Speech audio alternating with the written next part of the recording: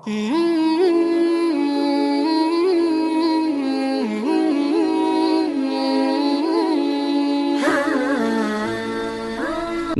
ملګری د ماسک سره لمونځ کېږي او کېږي دا عذر دی د بیمارۍ وجه ده بغیر ضرورت نه به ماسک نه په خوله کوي ځکه چې خوله پټول دا په مانځه کې مکروه دي لکه سړی څادر په سر کي که نه داسې څادر داسې په سر کي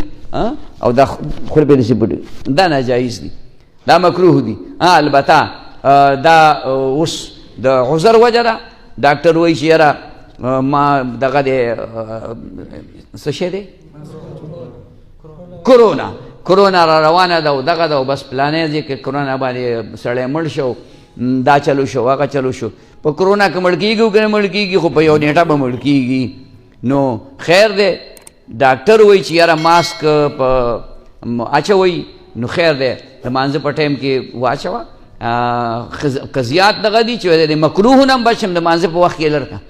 د مانځه په وخت کې لر کړه زه دوه درې پیرې ډاکټرانو نه تلم په هغه وخت کې مکرو دغه اچولی دی دغه ماسک ایک شی دی اما مه اوس هم چې د په جیب کې پروت دی زوړ شوی دی او دغه دی دا بیا مې اوسه پورې ماسک نه دی اچولی نو ښه ده ماسک خو هسې هم د دې ګرد و غبار نه خو دې مانځه کې چې کوم دی ضرورت نه وي نو مه اچوه او چې ضرورت وي نو واچوه دا ملګري ګیره کې د ډیزاین جوړولو باره کې شری ګیره کې ډیزاین نشته دا په ګیره پورې خندا ده دا ګیره پرې ښودل واجب دي او دا په ګیره پورې چې کومه دی نو خندا کول دي چې ته نخرې پیښې جوړې پیغمبر علیه السلام وایي اعفوا اللحا واقصوا الشوارب تاسو دا ګیرې اوږدې کوئ او دا بریتان کټ کوئ اوس موږ مسلمانان الټه روان یو بریتان هم اوږده کړي دي او ګیرې مو خریلي دي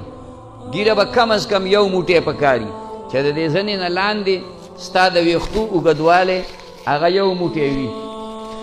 یو موټی داسې دې بل طرف ته به ونیسې داسې دې طرف ته چې یو موټی وي که د دې نه اخوا دې خوا پکې ته نخرې جوړې یا د سعودیانو په شانتې دلته نه هم راوخرې دلته هم راوخرې دې کې زونډې پرېږدې که نه